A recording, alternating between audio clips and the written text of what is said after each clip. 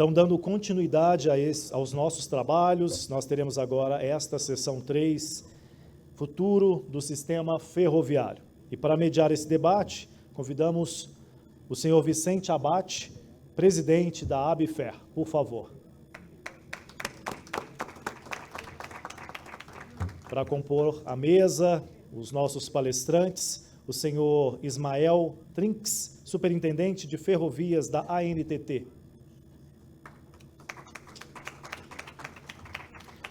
O senhor José Roberto Barbosa, diretor-presidente da Petrocity Portos S.A. O senhor Fernando Cabral, diretor da Multimodal Caravelas. O senhor Leandro Silva, superintendente de Planejamento e Estudos de Transportes da Infra S.A. E nesta sessão em especial, nós teremos o nosso palestrante, o senhor Edeon Ferreira, diretor executivo do Movimento Pro Logística de Mato Grosso, que estará no formato virtual com a gente. Por favor, eu passo a palavra para o nosso moderador, o senhor Vicente Abate, mas antes aviso que teremos a abertura das perguntas após as palestras. Fiquem à vontade e o pessoal que também está em casa nos assistindo pelo YouTube pode encaminhar pelo chat, que estaremos encaminhando após as palestras. Obrigado, um bom trabalho a todos. Muito obrigado. Muito boa tarde a todos aqui presencialmente e quem nos assiste pelo YouTube. Eu queria inicialmente parabenizar a Jussara. É o oitavo painel? Oitavo painel. E pelo 11º Frotas e Fretes Verdes que a gente teve há cerca de um mês, né? Então, Jussara, a sua obstinação, a sua resiliência, inclusive, para poder fazer tudo isso daí, é de serem louvadas, né? Então, eu queria cumprimentá-la por isso e a toda a sua equipe, né? A Ellen está por aí também, mas ela faz um trabalho excepcional para todos nós. E agradecer por essa oportunidade de mediar esse painel com tantas figuras ilustres aqui, o nosso Edeon.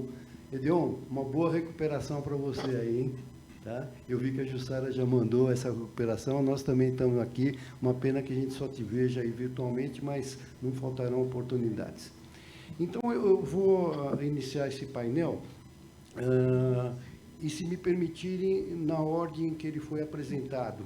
Tá? Então, eu iniciaria com o Edeon Vaz Ferreira, mas antes disso eu farei a leitura do seu currículo. Edeon Vaz Ferreira é administrador de empresas, pós-graduado em Gestão Estratégica de Negócios. É diretor executivo do Movimento Pro Logística de Mato Grosso, presidente da Câmara de Infraestrutura de Transporte e Logística do Agronegócio do Ministério da Agricultura, Pecuária e Abastecimento, o nosso MAPA, consultor em Infraestrutura e Logística da ProSoja, presidente do Conselho Permanente do Centro-Oeste Export. Então, Edeon, fique à vontade para a sua apresentação e depois nós daremos a sequência aqui. Obrigado. Obrigado, Vicente, a todos que estão na mesa. Sinto muito não poder estar com vocês aí, mas o assunto ele é extremamente interessante. E como disse o colega no painel anterior, nós temos aí não só a ferrovia, mas nós temos o modal rodoviário, o hidroviário, então nós temos que pensar realmente na multimodalidade. O Brasil, ele paga hoje o frete mais caro do mundo para commodities. Nós não temos nenhum outro caso. Se nós pegarmos os nossos principais concorrentes, Estados Unidos, Argentina, todos são muito mais baratos que a gente, tá? Em torno de quase $40 por tonelada a mais que nós pagamos. Então, nós precisamos de outros modais. O módulo de transporte, o modal ferroviário, ele se aplica melhor porque você pode instalar em qualquer local, né? Você pode colocar a apresentação para mim, Ellen? E é importante que a gente note o seguinte: o módulo mais barato é o hidroviário, mas nós teríamos que retirar mudar o local dos rios, que, no caso do Brasil, é muito difícil. A gente tem exemplos disso aí em outros países, da Europa, principalmente, mas no Brasil é muito difícil. Então, nossos grandes rios, eles estão na região amazônica, que é o Madeira, o rio Tapajós, o rio Tocantins, que está se tentando fazer lá o derrocamento pedral do Lourenço. E no estado de São Paulo nós temos a Tietê-Paraná. São os grandes rios, as grandes hidrovias que nós podemos considerar para o transporte de grãos. Pode passar, está muito pequeno aqui para mim. Você tem em maior tamanho aí? Eu acho que você tem que maximizar e me deixar menor, né? O Brasil, ele é um país que a nossa distância média entre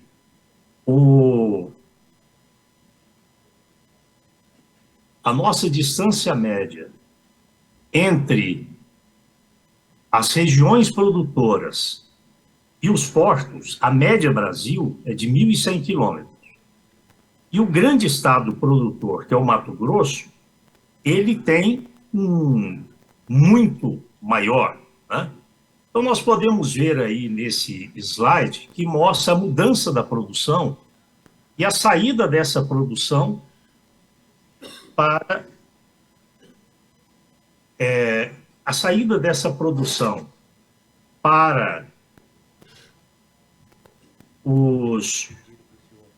do sul em direção ao centro-oeste e ao nordeste, norte e nordeste, tem acontecido de uma forma muito forte nos últimos 20 anos. Então, nós podemos ver que em 2021, o Brasil produziu de soja e milho 221 milhões de toneladas. Desse total, 64% foi produzido do paralelo 16 para o norte, que é essa linhazinha pontilhada, que tem aí quase no meio do mapa. Desse total, nós consumimos, nessa região, ao norte do paralelo 16, 29,7 milhões de toneladas. E nós exportamos, naquele momento, 38,9 milhões de toneladas, em 2021.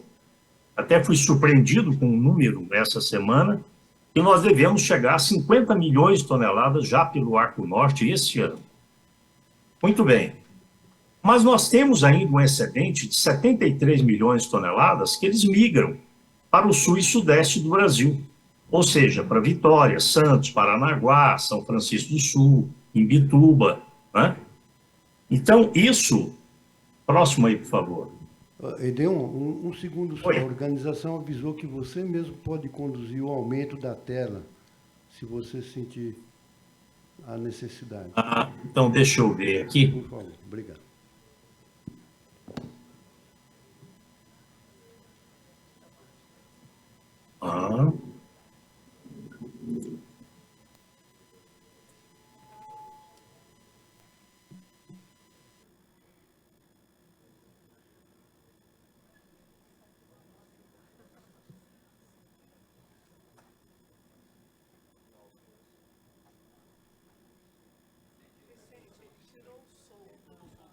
Você está sem som, entendeu?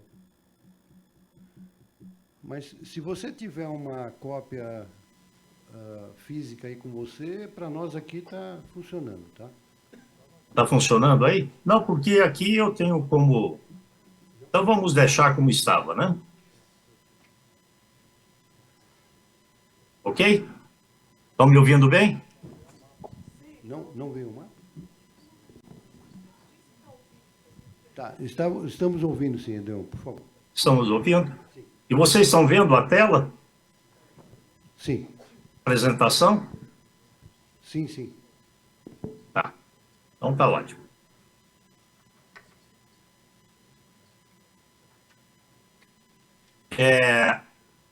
Muito bem. Então, nós vamos agora verificar que o estado de Mato Grosso, que é o maior produtor de soja e milho do Brasil, este ano, ele está produziu, 2022, 76 milhões de toneladas de soja e devemos produzir, em 2030, algo como 58,5 milhões de toneladas de milho. Esse ano, nós estamos produzindo 76,5 milhões de toneladas de milho e devemos estar produzindo 67 milhões de toneladas de milho em 2030, o que significa que nós vamos ter um desafio de transportar 125 milhões de toneladas entre soja e milho. E aí é que a gente pode passar o próximo aí, por favor. Aí tem um comparativo de custos. E nós podemos olhar nesse comparativo de custos que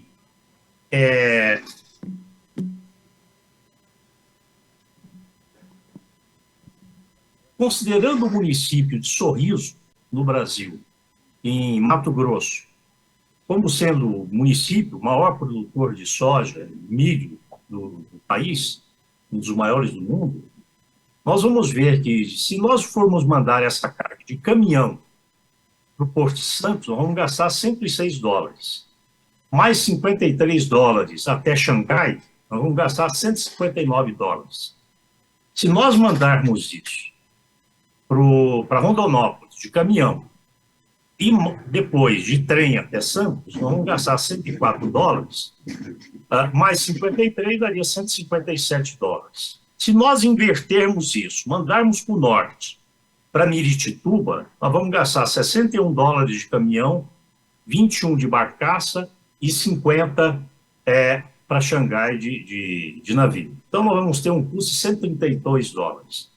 Vocês notem que a diferença já começou a ficar melhor. Se nós tivermos a Ferrogrão chegando em Miritituba, nós vamos ter ainda uma redução maior. Né? Podemos chegar aí a 100 dólares, lá na China. Enquanto isso, a Argentina gasta 100 dólares se ela mandar de caminhão para Rosário, ou 17 dólares se for de trem, mais 65 dólares, eles vão ter 100 dólares no caso do uso de caminhão até Rosário, ou 82 dólares se eles mandarem até Rosário por trem. A distância média das lavouras da Argentina até os portos é de 300 quilômetros. Então, obviamente, o caminhão é muito mais competitivo lá. E quando a gente olha a situação dos Estados Unidos antes dessa seca que está tendo lá no Rio Mississippi, e agora eu fiquei sabendo que subiu muito o valor, esse dado aí é de agosto, ele mostra que os Estados Unidos está na faixa de 87 dólares, ou seja, é muito mais barato o transporte nos Estados Unidos. Né? Vou passar rápido aqui, porque eu sei que meu tempo é curto. Então, nós temos aqui, você pode colocar nesse mapa dos corredores logísticos, Ellen. Nós temos 3 grandes corredores logísticos em direção ao norte, que é o da 364 com o Rio Madeira, à esquerda, ao centro, o da BR-163 até Miritituba, e depois pelo Rio Tapajós, até Santarém e Barcarena, e o da direita, em vermelho, que é o da BR-158, que vai até Palmeirante, no Tocantins, e de lá pelo modal ferroviário até o Porto de Itaqui. Depois nós temos embaixo a rota de Rondonópolis a Santos, que é ferroviária, e temos rodoviário, em sua maioria, também saindo de Rondonópolis para Paranaguá. O Arco Norte, até 2021, ele escoou de soja e milho 48 milhões de toneladas. 38, chegou a 42, 2021, 38,700. Que é mais ou menos o que o Porto de Santos exportou em 2021. Só que a informação que eu tenho hoje é que nós já ultrapassamos 45 milhões de toneladas este ano. Então, podemos, até o final do ano, de repente, chegar próximo de 50 milhões. Quando a gente fala no Arco Sul, e aí vocês podem olhar Santos, Santos com 38,69, 38 milhões 695 mil toneladas. Então, vocês notem que o Arco Norte com o Porto de Santos estão mais ou menos iguais. Mas ainda, obviamente, o Arco Sul, ele tem um volume mais que o dobro do Arco Norte. Você tem um mapa de logística do Brasil, ferrovias. Vocês já estão vendo ele aí? Sim, agora sim. Não, Ok. volta, Ellen, por favor. Ok, Ellen? Bom, esse mapa de ferrovias do Brasil, ele mostra essa espinha dorsal em verde, com um trecho pontilhado aí de Anápolis até a Estrela do Oeste, é a Ferrovia Norte-Sul, né? Que ela é concessionada de Estrela do Oeste até Porto Nacional, pela Rumo, e de Porto Nacional até Itaqui, até Açailândia, pela VLI, e de Açailândia até Itaqui, que é da Ferrovia dos Carajás. Então, ela é a espinha dorsal. Na forma de espinha de peixe, então, nós temos aí um projeto, né, da Transnordestina, ligando Eliseu Martins até Pecém e Suape, na verdade, até Pecém, e depois tem uma autorização que já foi solicitada para fazer o trecho de Salgueiro até Suape. Então, até Pecém faz parte da Transnordestina, e de Salgueiro até Suape seria um trecho de autorização ferroviária, que depois o meu amigo Ismael vai até conseguir abrir isso melhor, né? Acabamos de ver no painel anterior que o trecho da FIOL entre Ilhéus e Caetité já está com a Bamin.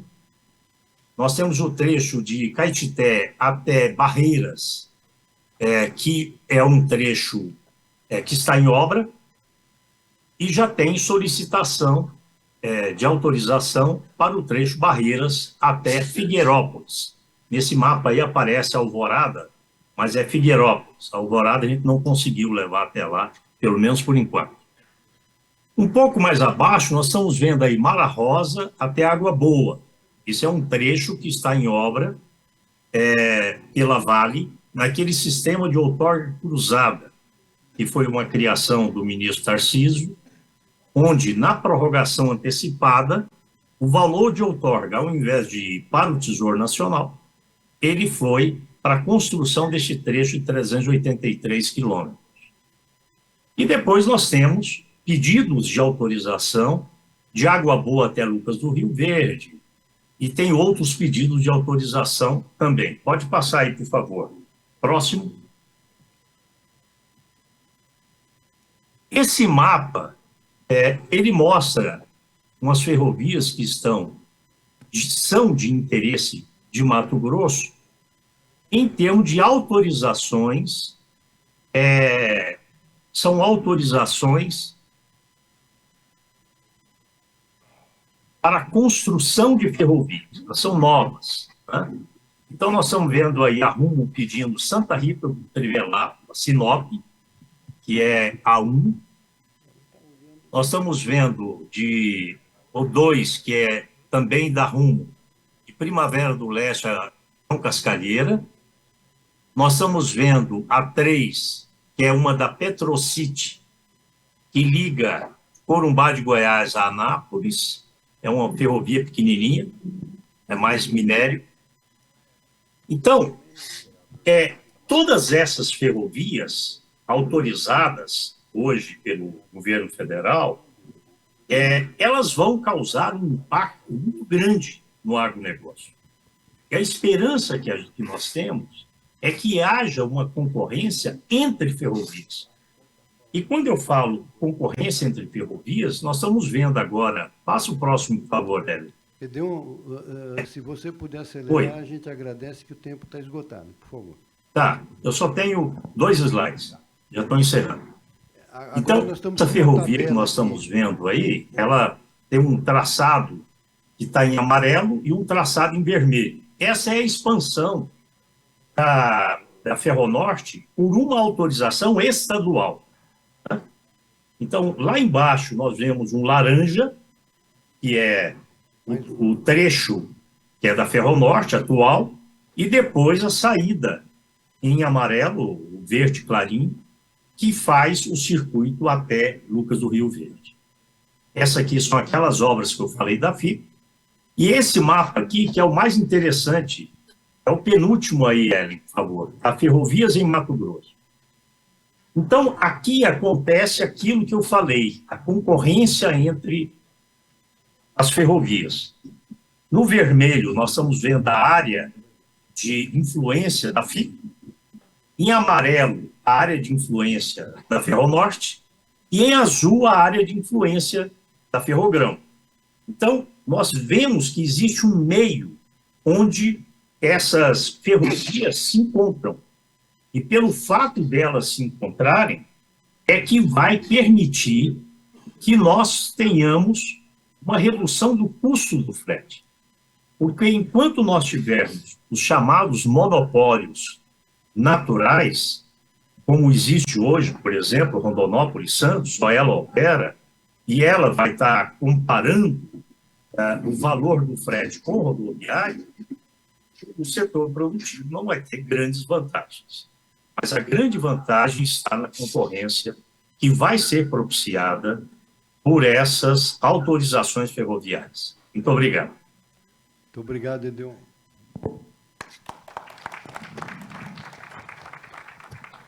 Muito obrigado.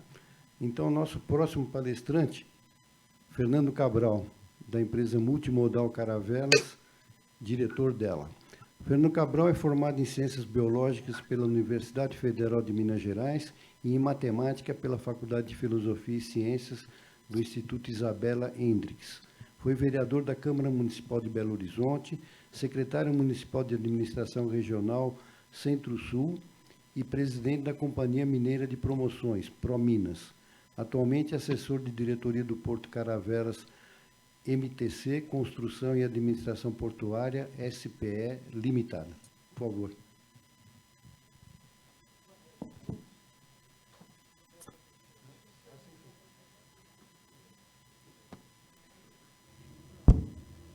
Boa noite a todos. Primeiro agradecer aqui a Jussara, o convite feito, parabenizar o Instituto por esse evento. Mas eu queria colocar aqui a Multimodal, é uma empresa mineira, com sede em Belo Horizonte e tem filial na cidade de Caravelas.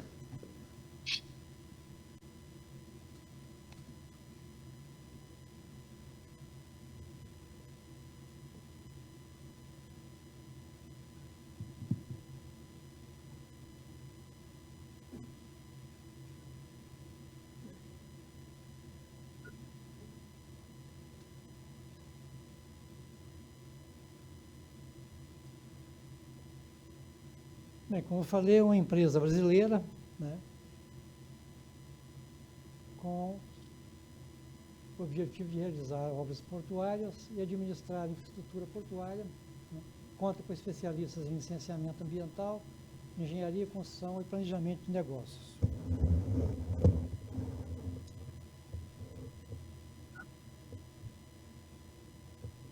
Multimodal Caravelas é um projeto logístico multimodal com estrutura necessária e inovadora na região, com objetivos de expandir o porto de Caravelas, potencializando uma ZPE, que é uma zona de processamento e exportação, integrar as rodovias Bahia 001, Bahia 418, BR-101, ao aeroporto de Caravelas, transformando em um hub de cargas internacionais e viabilizando a operação turística com aeronaves de grande porte, potencializando o incremento massificado do turismo em toda a região.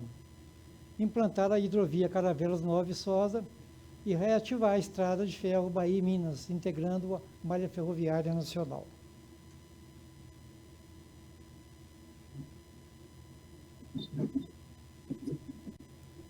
Esse é o nosso objetivo,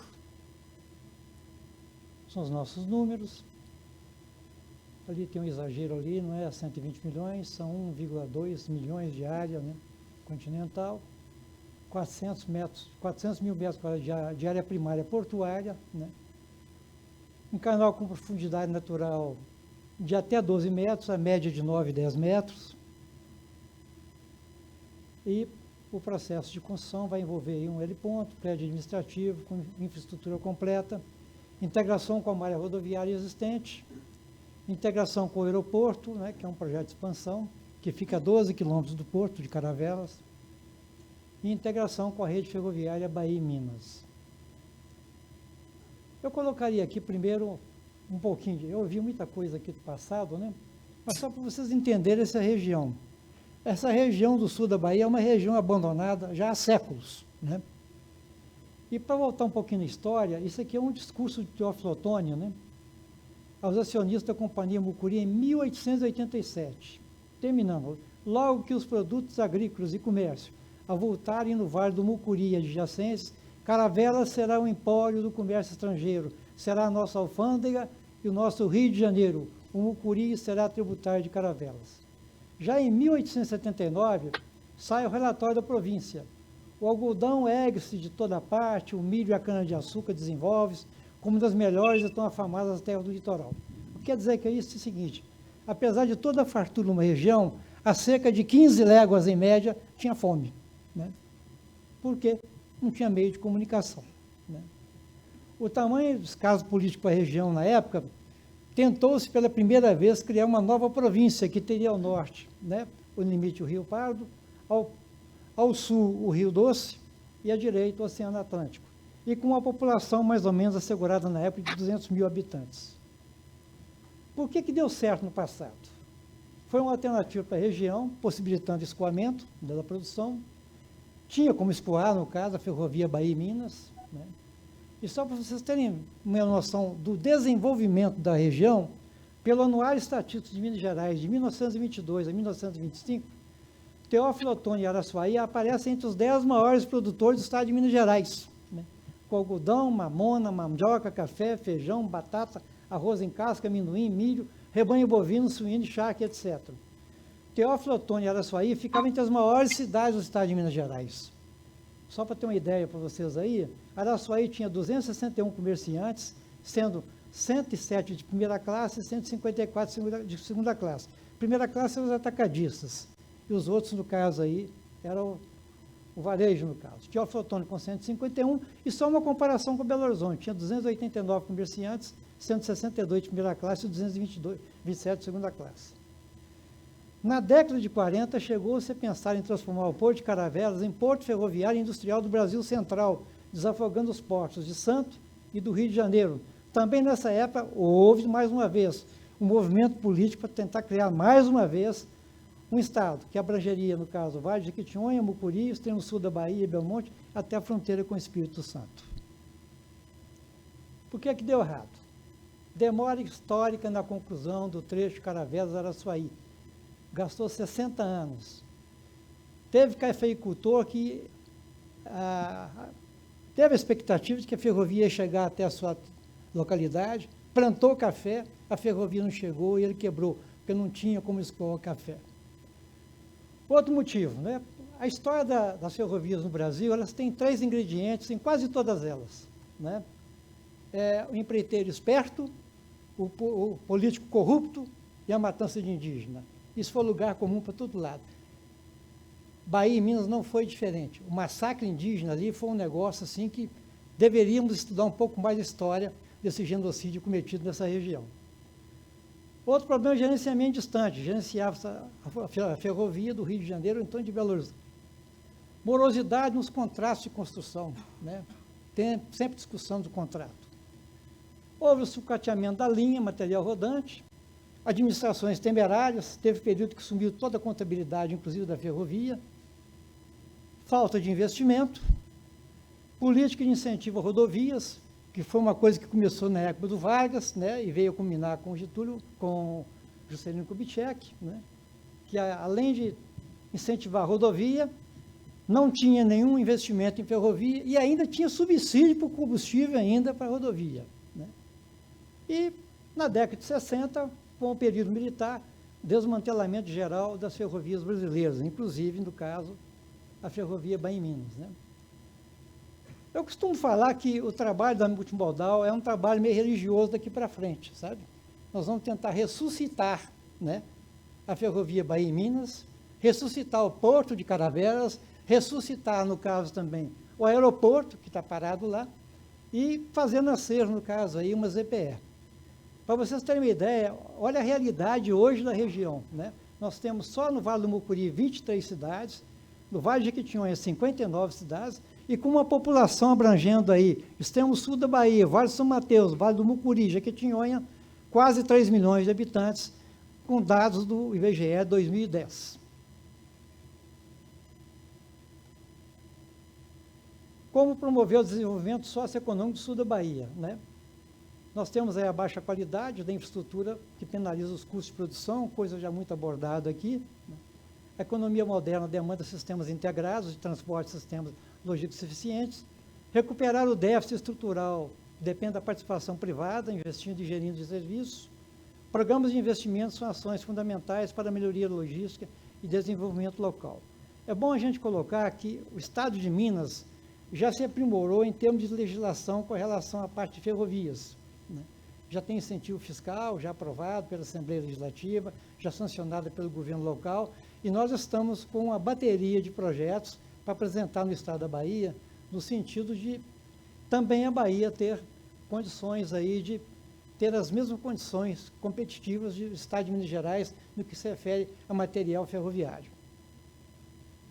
Os impactos para a região: aumenta a competitividade de cadeias produtivas atuais, aumenta o potencial turístico com novas embarcações e aeroporto, atração de cargas para a Bahia. Só para vocês terem uma ideia, há 6 anos atrás, o potencial de carga na região era de 12 milhões, possivelmente hoje é muito mais.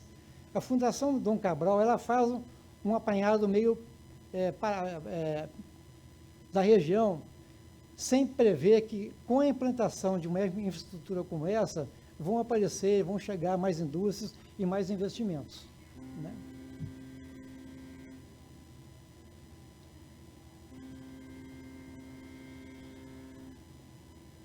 Nós temos lá uma retroárea de 100 hectares para a ZPE, instalação de um distrito industrial, onde as empresas operariam com suspensão de impostos, liberdade cambial e gozariam de procedimentos administrativos simplificados, e no momento poderiam dar vazão, como eu disse aqui, 12 milhões de toneladas, envolvendo madeira, celulose, grãos, adubo, fertilizantes, café, rochas, fruta, pescado, gado, entre outros. Sem se falar no potencial de minério de ferro e de lítio existente na região ali de Araçuaí.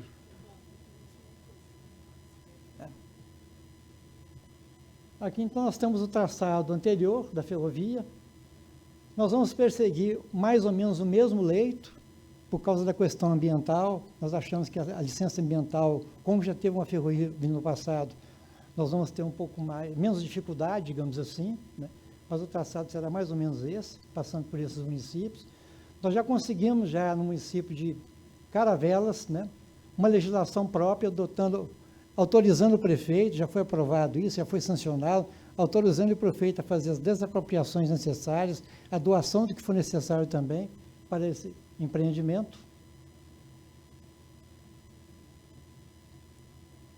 Aqui a localização, né, do Porto de Caravelas, da Estrada de Ferro Bahia-Minas, né. A papelada está em andamento. Nós acreditamos que a autorização, tanto para o porto quanto para a ferrovia, sai até janeiro do próximo ano. Aqui já é um estudo feito com relação à questão da altimetria, né, do trecho principal.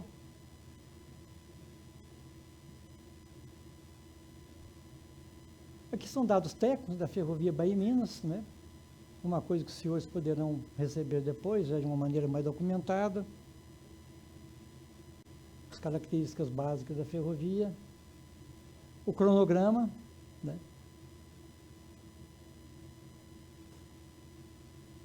E aqui é mais ou menos uma noção.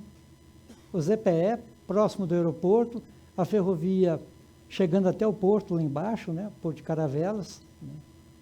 E possivelmente o ZPE pode ser ou perto do aeroporto, ou então perto do porto. E aí, como já disse, né, nós estamos tendo apoio federal no sentido da legislação, o apoio estadual, municipal, e esperamos mais na frente ter estrutura de assistência, educação, saúde e segurança, né? E parcerias público-privadas que venham viabilizar a utilização de ativos das prefeituras que compõem a Estrada de Ferro Bahia e Minas. E agora eu convidaria os senhores aí para ver um filme, né?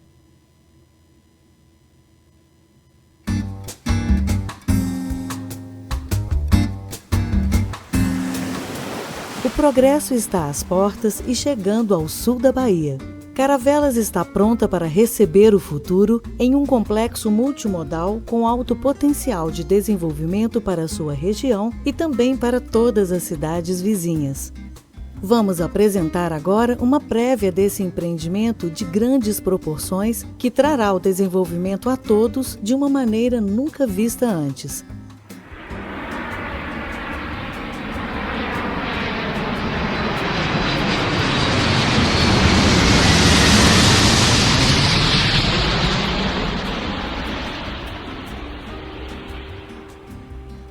A MTC Multimodal Caravelas S.A. foi criada com o intuito de ser um projeto de negócio logístico, moderno e com conceito sustentável de baixo impacto ambiental, com a possibilidade de contribuir efetivamente para a transformação da região, com conexão a cadeias de produção estratégicas para o Brasil e para o mundo.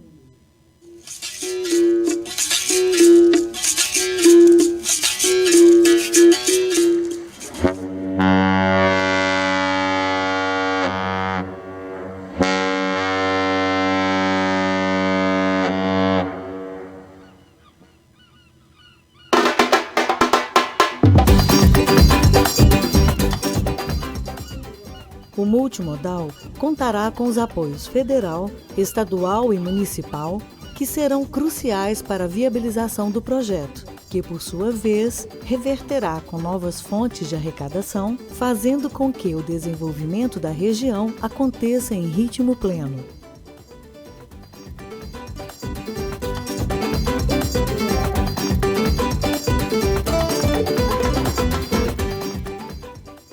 A melhoria na qualidade de infraestrutura bem empregada implicará diretamente em menores custos de movimentação de cargas das mais diversas origens e nos diversos tipos de transporte que serão oferecidos.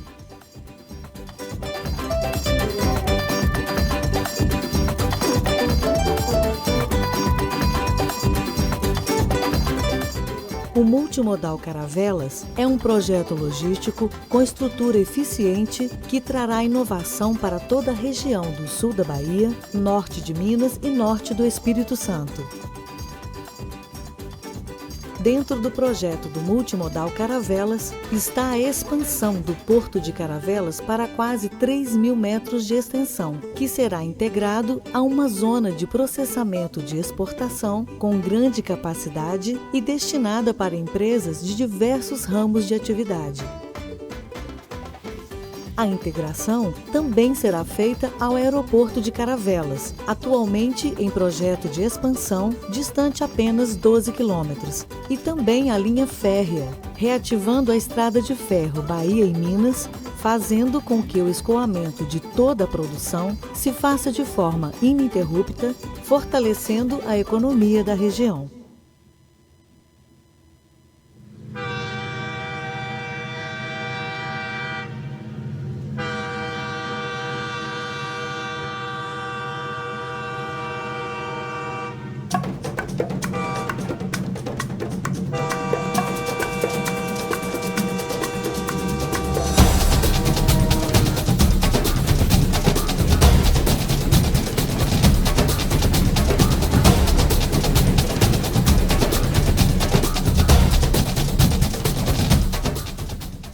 Com a proximidade do multimodal à BR-101, toda sorte de empreendimentos situados na região serão diretamente beneficiados, levando em consideração o encurtamento das distâncias pelo potencial rodoviário, ferroviário, aéreo e marítimo que a envergadura do multimodal Caravelas vai oferecer. A Zona de Processamento de Exportação, ZPE, é, por si só, um grande estímulo para que novas empresas venham fazer parte desse empreendimento, principalmente pelos incentivos fiscais de que poderão usufruir.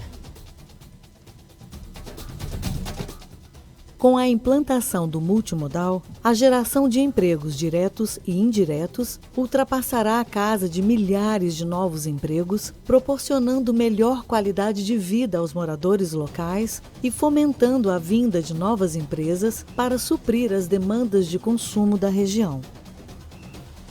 Dado o potencial que o sul da Bahia oferece com suas belezas naturais, o complexo multimodal também visa aumentar substancialmente o potencial turístico e hoteleiro da região, tornando-se destino de embarcações desse ramo de negócio e também de grandes aeronaves, massificando o turismo na região. Fernando. O sul da Bahia avança a passos largos em direção ao futuro. O multimodal Caravelas será o arauto de novos tempos que chegarão juntos. Ok, muito obrigado. Muito obrigado, Fernando. Desculpe a interrupção. O próximo palestrante nosso será Ismael Trinques, que é superintendente de ferrovias da NTT. Ismael é pós-graduado em gestão pública e em contabilidade pública e responsabilidade fiscal, e graduado em Engenharia Civil pela Universidade de Brasília. É superintendente de transporte ferroviário da NTT. Exerceu a função de diretor no Departamento de Transporte Ferroviário do Ministério da Infraestrutura. Exerceu ainda o cargo de coordenador-geral no Ministério dos Transportes, Portos e Aviação Civil. Por favor, Ismael. Bom, pessoal, boa noite a todos. Primeiro, eu queria cumprimentar os meus colegas participantes aqui do painel, na pessoa do Vicente Abate. Agradecer a presença de todos, principalmente pelo avançar da hora. Vou tentar apresentar aqui rapidamente, em 15 minutos, que eu acho que é o meu tempo. Algo bastante, digamos, até simplório, né?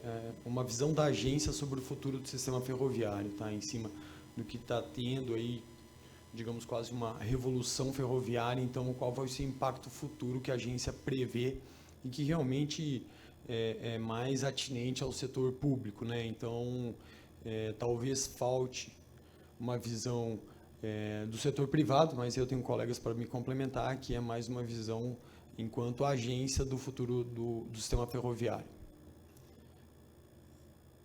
Bom, pessoal. Deixa eu... Bom, estão me ouvindo, né? Na verdade, a palestra era para tratar apenas de autorizações, mas, na verdade, esse impacto, esse boom no setor ferroviário, ele é um complexo de várias ações, várias inovações regulatórias, normativas, que realmente... Agora melhorou. Alô? Obrigado. Eu trouxe, na verdade, essas ações que realmente a gente precisa fazer aqui uma defesa, né? São ações que não vêm assim, dos últimos 4 anos, é algo muito mais distante, né? Nós temos, por exemplo, novas concessões, que realmente, depois de quase 10 anos, concedemos de novo novas ferrovias, né? Mais especificamente a FIOL e a Norte-Sul. Tivemos prorrogações antecipadas, 4 contratos de prorrogação antecipada, advindos da Lei 14273, que são, né, Rumo Malha Paulista, os 2 contratos da Vale, Carajás, Vitória Minas e MRS. Estamos agora também tratando com a FCA de prorrogar o respectivo contrato dela, seus 7.000 quilômetros, né? Temos também a questão do investimento cruzado, também uma inovação trazida pela Lei 13448, é algo que muito inovador, né? Se basicamente utiliza valor de outorga para fazer uma obra. Então, se elimina diretamente uma necessidade de OGU, né? De Orçamento Geral da União. Então, basicamente, você troca um dever de pagar para um dever de entregar um empreendimento. E é isso que a Vale está fazendo hoje com a FICO, com a Ferrovia de Integração Centro-Oeste, numa extensão de 383 quilômetros, né? Então, pegamos aí 2,7 bilhões de outorga da prorrogação da Vitória Minas, e estamos fazendo essa ferrovia que, assim que concedermos, vai gerar uma nova outorga. A ideia é pegar essa outorga, fazer um novo investimento cruzado, e assim você vai ampliando a malha ferroviária apenas com outorga. É uma malha pública, sem precisar diretamente de OGU. Então, é algo bastante inovador, trazido pela lei, que está dando, por enquanto, muito certo, né? Temos aí uma inovação regulatória bastante relevante, que são as autorizações, né? Autorização ferroviária, a questão de requerimento e de chamamento. Tá? Eu acho que isso também é extremamente relevante nessa revolução ferroviária. Dos requerimentos ferroviários, durante a confecção da lei, né, nós conversamos com mais ou menos 40 entidades públicas, privadas, internacionais, e verificamos, à época, 6 interessados em autorizações, né? Hoje nós temos 95 pedidos, né? Quase aí 1/4 de trilhão, né, de investimento, 250 bilhões, né? É algo bastante relevante para o setor. Chamamento é a questão da autorização, né? Você poder ofertar por um caráter quase de perpetuidade, só que brownfield, ferrovias já existentes, né? Ferrovias, a princípio, sem operação, né? O Brasil tem hoje em torno de 10 mil quilômetros de malha sem operação, né? Das 30 mil que ele tem, ele basicamente opera 20 e tem 10 mil não operando. Então, é uma forma de você poder realmente outorgar isso por um sistema que tem uma, digamos, uma viabilidade econômica muito maior que uma concessão, né? Estamos trabalhando aqui na agência na resolução do chamamento, é bastante complexo, e a esperança é que meados do ano que vem ela esteja aí vigente, tá? E tem outras inovações normativas. Além do próprio chamamento, a gente está tratando do RDT, Recurso para Desenvolvimento Tecnológico. Também uma inovação, é uma parte da outorga na qual a gente utiliza, né? Ela é, para ser exato, 0,2% da receita operacional bruta das concessões. Ela é retirada para se desenvolver estudos, projetos, né? Pesquisa, laboratórios. Então, hoje, o cálculo disso, 0,2% significa o quê? Em torno de 80 milhões de reais ano, né? Então, assim, para uma ferrovia que custa mais de 10 milhões de quilômetros, não é muito. Mas, sim, em vez de obra para projeto, 80 milhões é extremamente relevante para um setor que está aí há quase 3 séculos sem ter um laboratório novo, nada, né, do tipo. Bom, vou passando então, pessoal, para ir abrindo um pouco e vocês terem uma visão um pouco mais concreta do que eu estou falando. Primeiramente, com relação a investimentos, tá? Veja, nos últimos 10 anos, na média, o Brasil investia menos de 1 bilhão ano no setor ferroviário, e esse valor veio caindo, né? Ele foi, há 10 anos já não era 1 bilhão, no último ano foram menos de 500 milhões, né? Então, eu estou trazendo isso aqui, são os investimentos decorrentes dessas inovações públicas, tirando as autorizações. Então, são novas concessões, basicamente, investimento cruzado, prorrogações antecipadas. É um investimento aí de 17 bilhões de reais, mais a FICO, mais investimento cruzado de 2 bilhões, hoje atualizado 2,7 bilhões de reais, né? Então, a gente verifica aí realmente um investimento, um salto no investimento, sendo que você não tem R$1 desse número aí, não tem R$1 que é de OGU, né? Ou é recurso privado ou de outorga, tá? Então, queria mostrar para vocês o impacto disso no futuro, né? Para geração de emprego, para a venda de material rodante, né? Para melhorar a matriz de transporte, né? Se equilibrar a matriz de transporte de carga, né? Eu vejo aí, realmente, antes falaram muito de rodovia, eu concordo, a gente precisa de rodovia. Rodovia é essencial, rodovia que chega na porta do cliente, não é a ferrovia, não é a hidrovia. Mas ele é um modo complementar, concordo também com o que alguém falou, o errado é um caminhão andar 3 mil quilômetros, né? Ele tem que andar 200, 500 quilômetros. Eu queria trazer também um número das autorizações, de investimento de autorizações, e aí 100% do valor é privado, né? Veja, esse número, pessoal, para vocês terem ideia, é das autorizações já assinadas, né? 147 bilhões de reais. São 32 contratos já assinados, e a gente sabe, por óbvio, que nem todos irão vingar, né? Assim, para ser bastante transparente, se 1/3 vingar, para mim, tá ótimo. Eu vou dobrar a malha atual brasileira desses contratos assinados, né? Então, assim, é um número bastante expressivo, e vale lembrar que a gente ainda tem 63 contratos em análise. Então, a gente assinou 1/3 dos contratos. Se 1/3 de tudo parar em pé, vai ser realmente uma revolução no setor ferroviário, e aí você verifica os números, né? Eu estou sem óculos, não vejo nada, mas, por exemplo, se somarmos a parte pública no primeiro ano que vem, 2023, são 4 bi de investimento. É assim, 8 vezes o que nós estávamos investindo antes com recurso proveniente de OGU, né? E aí ele vai saltando, né? Chegando em 2027, mais de 20 bilhões de investimento, né? Fora o valor público, se eu não me engano, é 4 que está ali para as concessões. Então, realmente é bastante inovador, bastante revolucionário para o setor, né?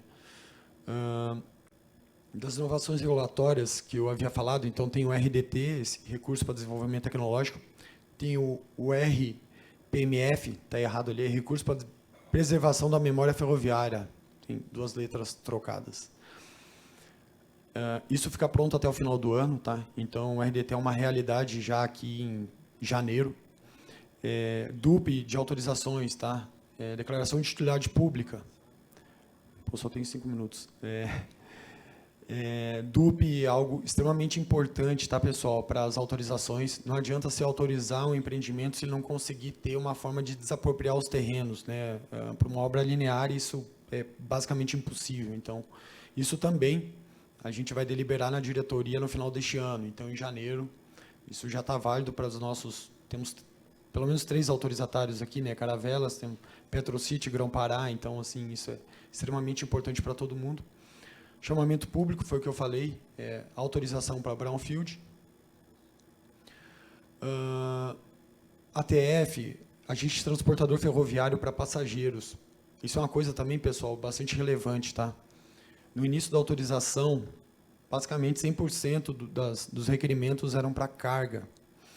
E agora, de meio ano para cá, a gente teve aí basicamente 10 pedidos, né, 10 requerimentos para passageiros. Então, tem uma retomada, né, do transporte de passageiros. Isso também é extremamente importante para a gente aqui. E nós verificamos a necessidade de fazer um agente transportador ferroviário dedicado para passageiros, né? E autorregulação ferroviária. Isso também é uma inovação trazida do modelo americano, na qual as próprias operadoras podem propor leis e regulações mais eficientes para a agência reguladora, que sabe muito de segurança, sabe pouco de eficiência operacional, né? Então, isso também é uma inovação. E até onde eu sei, né, a ANFA e a ANTF, as 2 associações, têm interesse em colocar no seu estatuto, né, incluir a atribuição de autorregulação, que é extremamente importante aqui para a agência reguladora, tá, pessoal? Bom, falar rapidinho dos impactos, né? Geração de emprego. A nossa visão é que o boom vai ser tão grande que em mais ou menos 2 anos nós não vamos ter técnicos ferroviários no país para poder suprir a demanda. Então, ou a gente rapidamente desenvolve cursos, retoma cursos para capacitação de ferroviários, ou a gente vai ter que importar mão de obra, tá? Isso já está acontecendo, já tem uma concessionária, não vou falar o nome, mas tem uma concessionária que já trouxe 2 técnicos de fora, exatamente por começar a faltar técnicos aqui no Brasil. Então, esse é um ponto extremamente importante. Aumento do transporte de carga, isso tem um impacto relevante na venda de material rodante, né? Então, assim, a Bifer, né, a gente hoje estávamos reunidos, ainda não deu o boom esperado, mas ele vai acontecer, eu tenho certeza, né? Então, ou recuperação de material rodante, sucateado, ou aquisição de material novo, né? Então, isso é inevitável também. Novo modelo de financiamento, esse tanto de interesse privado, obviamente, vai necessitar de se ter novas plataformas de financiamento, né? Não só com juros subsidiados, como diferentes tipos de financiamento, né? Então, a gente está conversando com o PNS, o Dalto está aqui, né, Dalto? E a gente está tentando bolar em um financiamento para projetos, não só para obra, né? Todo mundo pensa, ó, vou financiar a obra e projeto, né? Um projeto ferroviário é dezenas de milhões de reais, né? Então, vamos fazer financiamento para projeto também, para estudo. Licenciamento ambiental, outro ponto extremamente importante, tá, pessoal? O IBAMA, antes desse boom, ele recebia de 1 a 2 projetos ano para licenciar. A nossa estimativa é que daqui a pouco ele está recebendo 10 projetos por ano. Então, com certeza, se a gente não se mexer lá no IBAMA, vai dar um colapso, vai ter uma fila gigantesca, provavelmente de alguns anos, para conseguir licenciamento ambiental. E eu já estou vendo com o meu time lá algumas alterações no decreto, se eu não me engano, é 8437 de 2015.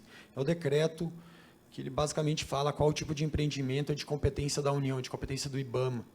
Isso realmente vai ter que ser, de alguma forma, alterado, passar a competência para o Estado, porque, senão, você vai ter um gargalo gigantesco lá no nosso órgão ambiental, né, para conseguir as licenças ambientais. Demanda por tecnologia, como eu falei, a gente precisa retomar laboratórios, você precisa fazer... O Brasil não tem pista de teste. Eu acho um absurdo não ter pista de teste, né? Assim, a mais próxima, se eu não me engano, é no TCI, lá no Colorado. Então, todo o material rodante que você quer testar, você tem que mandar para os Estados Unidos. Não tem na América Latina. Então, por que a gente não faz uma pista de teste? A gente vai vender serviço para os nossos vizinhos, né? Aqui da América do Sul. E meu tempo está esgotado. Aproveitamento de trecho ferroviário, é o que eu falei, a ideia é para um sistema que melhora, digamos, a viabilidade econômica, você poder voltar a ter operação nesses trechos abandonados, né? E retomar transporte passageiro. Essa foi uma foto que eu tirei aí quando estava agora com o pessoal que está aqui lá na Alemanha, né, Vicente? Na estação lá de Hamburgo.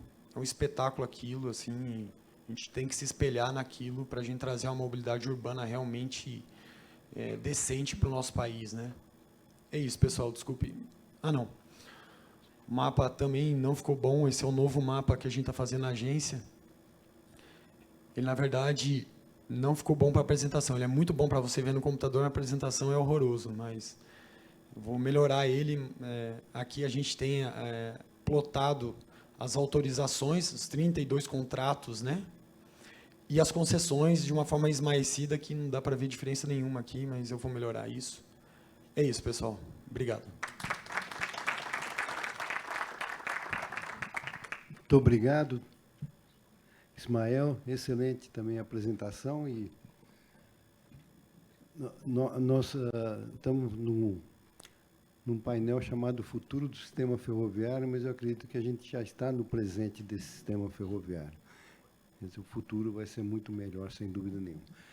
Agora, o nosso quarto painelista, José Roberto Barbosa, diretor-presidente da PetroCity Portos S.A. José Roberto é diretor-presidente da PetroCity Portos S.A., administrador público e gerente de projetos. Foi superintendente da Cobal Espírito Santo e Rio de Janeiro. Assessor e chefe de gabinete do presidente da CONAB. Chefe de gabinete do secretário nacional da Polícia Federal e do diretor-geral da Polícia Federal, Brasília, Distrito Federal. Por favor, Zé Roberto. Bom, Jussara, boa noite. Boa noite a todos. Obrigado pela oportunidade de eu apresentar uma integração logística e obrigado pelo prêmio hoje, pelo Terminal Portuário de Jurusquara. Pode passar, por gentileza. Pessoal, nós estamos numa fase bem avançada de um terminal portuário no norte do estado do Espírito Santo. Um terminal portuário destinado a container, carga geral, prioritariamente. Mas com base no marco regulatório da cabotagem, é um hub de cabotagem. E vou mostrar a vocês com a integração de outros segmentos a partir de agora. Parte norte, 17 metros de profundidade. Na parte sul, 14 metros no leito natural, aonde nós pretendemos estar fazendo a integração e transbordo de carga, cabotagem longo curso rodoviário, ferroviário. Esse é o objetivo do terminal que foi desenvolvido para o norte do estado do Espírito Santo. Nós temos aqui uma área destinada à termoelétrica e uma grande base gaseira. Essa base gaseira e essa termoelétrica está em fase final de licenciamento no IBAMA. Nós teremos um condomínio aqui com 335 mil metros quadrados e mais uma base da Marinha do Brasil, onde já foi cedida uma área para a sua instalação, objetivando atender norte do Espírito Santo e o sul da Bahia. Esse é o conceito de engenharia efetiva, é o que está em fase avançada e final de licenciamento. Está sendo desenvolvida pela Odebrecht Engenharia e Construções, que é a nossa EPCista no porto, na base, na parte de energia e também na nossa parte ferroviária. Então, nós teremos aí 7 berços de atracação, 6 berços de 400 metros cada um. A parte sul, conforme falei, nós teremos 3 berços dedicados à cabotagem e a parte norte, 3 ao grande curso. E aqui, o modelo com a H+, a parceria nossa já contratada para a instalação de um grande aporte hotel, 69 mil metros quadrados de real estate, um grande parqueamento de carreta, além de outras áreas que pertencentes à empresa que estão na retroárea. Essa é a base da Vila Militar, esse é o objetivo nosso, uma área de 5 mil metros, além da parte de atracação e embarcações médias, um berço dedicado para eles. Aqui nós temos a base gaseira, é uma empresa europeia, junto com a Badia Energias, e criaram a Petrocity Energias, onde a Petrocity Portos também tem uma participação, e a termoelétrica com subestação. Essas são 3, esse é o modelo, né, com 1.8, com capacidade de 1.8, da nossa usina termoelétrica, são 3 módulos de 600, com consumo de 7 milhões de metros cúbicos de gás diariamente. E a base gaseira com capacidade para 21 milhões de metros cúbicos de capacidade, sendo que o Gascac corta toda a nossa área, inclusive com ponto de isso pronto, né, com ponto já de integração. Esses são contratos já existentes. A parte de saneamento, a parte elétrica, toda a parte de telecom, isso aqui já são parceiros com contratos assinados. E uma unidade de 30 megas de energia fotovoltaica, já licenciada. E vamos colocar a pedra fundamental agora no mês de março.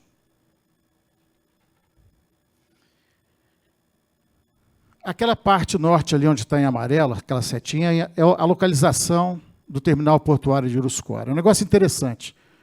Nós temos o quilômetro 1 da rodovia da BR-381, dentro de São Mateus, integrando as duas principais, 101 e 116, por onde passaremos e aonde nós estamos assim, trabalhando para melhorar o acesso rodoviário aonde será instalado o terminal, o nosso terminal portuário. E eu ouvi muito aí na necessidade de integração dos diversos modais de transportes. Então, nós temos aqui, no modal marítimo, a cabotagem com longo curso, nós temos o modal marítimo, estou falando do rodoviário, e agora vamos entrar no ferroviário. Em função dessa região, eu ainda tenho a boca torta pelo cachimbo, eu e meu grupo, porque somos oriundos do setor público. Fui superintendente de Cobal, onde eu aprendi sobre a capacidade ociosa da agroindústria e das indústrias. Passei pelo Inmetro, quando fui diretor, na questão da qualidade, avaliação da conformidade. Andamos um pouquinho, vi Ismael falar aqui agora sobre autorregulação, mas tem a questão da segurança nas ferrovias também, que tem que ser melhorada, não é isso? Nós temos a questão da segurança portuária, nós temos a questão da segurança ferroviária. Então, a gente acaba enxergando um pacote, um cenário diferente, não visão segmentada, mas visão de cenário. E aí nós encontramos, então, estávamos estudando até Sete Lagoas, uma ferrovia. Acabamos, na realidade, com a questão das autorizações. Isso aqui nós começamos em 2017, quando o ministro Tarcísio era secretário do PPI da presidência. Então, nós começamos a debater com ele. Depois veio a questão do senador, que apresentou o PLS 261. Conversamos muito com a Lúcia Vane, que foi a primeira relatora no Senado. Em uma semana, no pedido, ela no finalzinho do ano de 2018, ela fez a aprovação, e aí foi para o senador Jean Paul Prats. 19, 20, 21, o ministro, então, né, através da Casa Civil, fez, na realidade, a publicação aí da medida provisória 1065. Então, aí nós voltamos a estudar e verificamos que o melhor caminho seria parar aqui no Vale do Aço, pelas dificuldades ambientais. Na mesma época, nós fizemos um estudo com o grupo e entendemos o Vale do Jequitinhonha desassistido. Vale do Doce, Vale do Aço, de Jequitinhonha, Vale do Mucuri, Vale do Cricaré, e começamos, então, na realidade, a fazer um diagnóstico de cargas. Começamos a debater com as prefeituras, fizemos audiências públicas em todo esse traçado. E depois buscamos, chegando a Brasília. Então, nós conseguimos a autorização da 030, saindo de São Mateus até Santa Maria, no Distrito Federal. A 346, saindo, a 456, perdão, de Ipatinga até Barra de São Francisco. A 355, Planalto Central, chegando até Mara Rosa, saindo de Unai, interligada a Juscelino Kubitschek, que era, na realidade, a 030. E agora, há um mês atrás, recebemos a 4, para integrar, na realidade, Corumbá de Goiás até Anápolis. 23 milhões de toneladas de carga. Eu vi aqui uma questão do princípio da polis. Não sabe se, na realidade, em função da ferrovia, do gás, da energia, vai chegar o desenvolvimento, ou se, na realidade, nós temos que começar a olhar o que já existe e levar uma solução de mobilidade de cargas. E nós estamos fazendo o conjunto, questões convergentes. Porque não tem como se pensar num negócio desse aqui, numa plataforma logística dessa completa, porque nós temos aqui o outro modal que eu vou mostrar para vocês aqui agora, sem nós estamos deixando de olhar a interiorização da economia, geração de emprego, distribuição de renda e melhoria da qualidade de vida. Por isso, o governador Zema abraçou o projeto, nos deu todos os incentivos, assinamos através do antigo Instituto INDE, hoje o Investe Minas, assinamos e já conseguimos os benefícios fiscais de Minas Gerais. E já conseguimos, avançado, já com Goiás, para que seja concedido isso aí antes do final do ano. Então, estamos avançando. Brasília é a mesma coisa e Espírito Santo. Além da conversa com todos os prefeitos municipais, por onde passaremos e faremos o transbordo de carga. São as UTACs. Só que não são UTACs, são portos secos, de 1 milhão de metros quadrados cada um. E a empresa BIOS, contratada para essa finalidade, já está trabalhando para resolver o problema da questão fundiária de todas essas áreas. Eu até acabei de pedir ao Ismael, DUP, tenho que dar entrada na DUP, porque os termos de referência ambientais eu já tenho do IBAMA autorizado e já estou iniciando os estudos ambientais de todos esses traçados. Eu já consegui receber, então, os termos de referência também. Zé Roberto, um segundo só, desculpe quebrar o protocolo. Ela te avisou de 5 minutos, mas se levar os 5 minutos, eu estou com problema de ir para o aeroporto já. Então, eu vou pedir desculpas a todos, ao Leandro, que ainda não vou acompanhar, e o meu amigo Edson Dalton vai fazer a moderação aqui para mim. Show de bola, Vicente. Nada. Você já conhece, você já conhece. Bom, pessoal, então, são unidades de transbordo mas, na realidade, nós teremos, inclusive, grandes áreas de silos. Nós teremos aí um arranjo muito interessante que está sendo trabalhado, inclusive, junto com o CONAB e o Ministério da Agricultura. E aí, o quarto modal, que é o modal dutoviário, onde nós temos um contrato assinado com a Furokawa e já estamos lá na frente para implantar uma grande infovia. Isso tem sido trabalhado. E pelos 62 municípios por onde vamos cortar, na realidade, com as ferrovias, nós teremos pontos de conexão. Então, tudo isso já bem encaminhado. Esse são as unidades de transbordo, e aqui é a última unidade de transbordo em São Mateus. Isso aqui, justamente, são unidades, são áreas são silos de última geração. Aqui a integração porto, ferrovias, unidades de transbordo e infovia. E é o que nós chamamos, na realidade, de conceito da integração, chamado logística assertiva, que é a integração dos diferentes modais de transporte de forma planejada e racional. Andamos na frente. Não vamos esperar 10 anos para fazer um puxadinho no porto, ou então, na realidade, inventar uma moda para passar por cima de uma cidade que poderá já ter, né, se criado próximo do nosso terminal portuário. Mas, para isso, também nós mudamos o PDM e já separamos 500.000 hectares para só porto, logística e indústria. Então, pessoal, obrigado aí pela oportunidade. São os nossos parceiros, todos contratados, todos dentro do projeto, cada um dando a sua contribuição para que a gente possa, efetivamente, até 2030, estar com toda essa plataforma logística instalada. Muito obrigado, uma boa noite. Muito obrigado, José Roberto. Dando continuidade aqui, eu acho que a gente tem o nosso última apresentação, vai ser feita pelo Leandro Silva, da InfraSA, que é Superintendente de Planejamento e Estudos de Transportes. Eu vou ler brevemente aqui o currículo do Leandro e peço para que ele já se dirija para a apresentação. Então, vamos lá. O Leandro Rodrigues e Silva é graduado em Engenharia Civil pela Universidade Estadual de Goiás e com mestrado em Transportes pela Universidade de Brasília, é especialista em regulação da NTT e atuou como coordenador geral de Planejamento e Estudos da Secretaria de Aviação Civil do MINFRA, foi gerente de Pesquisa e Desenvolvimento Logístico da EPL, atualmente é superintendente de Planejamento e Estudos de Transportes da InfraSA. Por favor, Leandro, com a palavra. Obrigado, Dalton. Bom, prometo ser breve, vai ser bem curtinho, vou passar, inclusive, mais rápido alguns slides ali, para não tomar o tempo de todos. Como o tema do painel nosso aqui hoje seria os impactos do transporte ferroviário no futuro, eu trouxe para vocês mais alguns números do nosso trabalho de planejamento lá dentro da InfraSA, que é justamente tentar vislumbrar o futuro para auxiliar os tomadores de decisão, públicos e privados, a tomarem boas decisões no presente.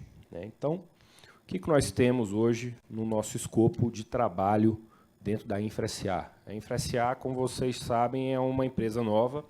Ela é fruto da incorporação da Valec e da EPL, duas estatais, duas empresas públicas que agora se unem e formam a InfraSA, assumindo, então, todas as competências e atribuições de ambas. E a nossa área, a Diretoria de Planejamento, ela tem basicamente o escopo de atuação no planejamento de sistemas de transporte, na estruturação e modelagem de projetos para concessões, para parcerias, estudos, ferramentas de apoio à decisão e planos de infraestrutura de transporte, por exemplo, planos mestres portuários. Lá na Superintendência de Planejamento e Estudos, nós subsidiamos o Ministério da Infraestrutura, principalmente no desenvolvimento dos planos, os planos que fazem parte do planejamento integrado de transportes. É um conceito que nós viemos montando de 2018 até agora. Saímos de um histórico onde, antes, os modos e projetos eram desenvolvidos de forma separada e de forma autônoma. Não existia uma integração entre os planejamentos, entre o planejamento rodoviário, ferroviário, planejamento portuário.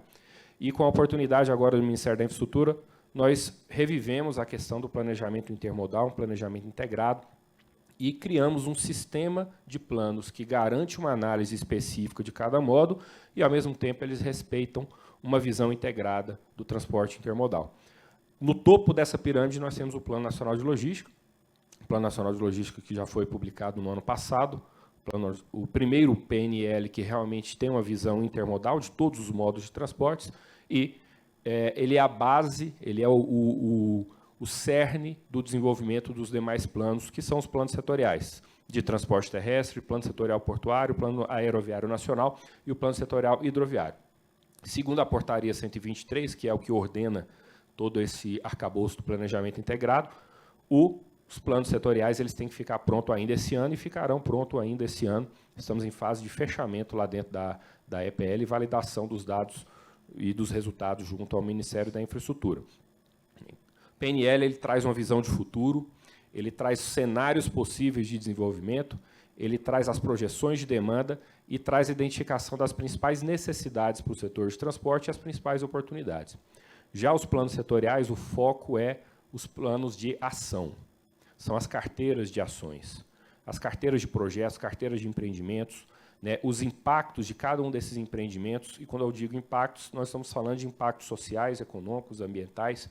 E com esses resultados, nós podemos construir de forma mais eficiente a evolução do sistema de transporte no longo prazo. Então, é um conjunto de planos, conjuntos de instrumentos que hoje está funcionando de uma forma mais integrada e mais racional. Quando a gente fala que os empreendimentos eles têm uma ótica de corredores integrados, é justamente para nós garantirmos a eficiência na aplicação dos investimentos, tanto públicos como privados. Tanto que aqui no planejamento, como eu vou mostrar para vocês, a gente não faz muita distinção na hora de planejar, na hora de simular as redes, se é um investimento público ou se é um investimento privado. A rede de transporte ela é uma só. A rede de transporte ela funciona independente da jurisdição ou da instituição que está por trás daquela gestão ou daquela operação. Então, isso a gente enxerga de forma bastante clara e é assim que a gente consegue desenvolver um plano mais coerente para o Brasil. Eu não vou me adentrar agora em todas as inovações, mas o que é importante deixar nesse recado é que nós estamos agora, iniciando nesse ciclo de planejamento, uma ótica diferente da que vinha sendo pensada em planos anteriores. Nós estamos focados nos resultados. O plano ele tem como base o planejamento voltado a resultados. Nós não estamos olhando, por exemplo, somente questões de relação de capacidade com demanda, os famosos gargalos logísticos. Onde estão os gargalos logísticos? Isso está ali dentro do plano, mas não é mais o principal.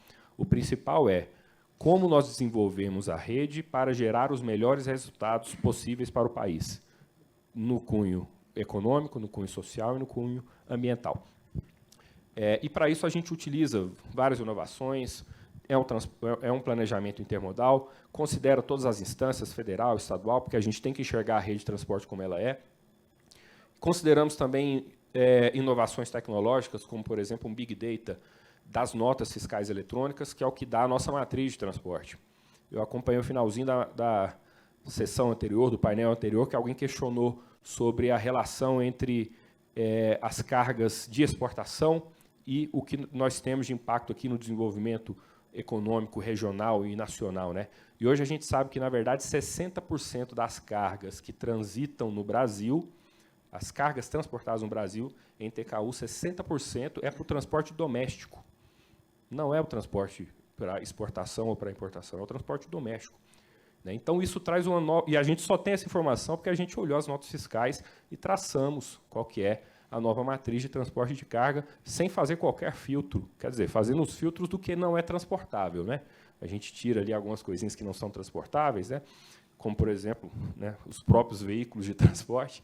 Mas o que é transportável, a gente tem hoje a noção que o impacto doméstico é muito grande. A gente tem que olhar, inclusive, para as cargas em valor e não somente em peso. Essa é uma outra inovação que a gente trabalha dentro do nosso planejamento hoje.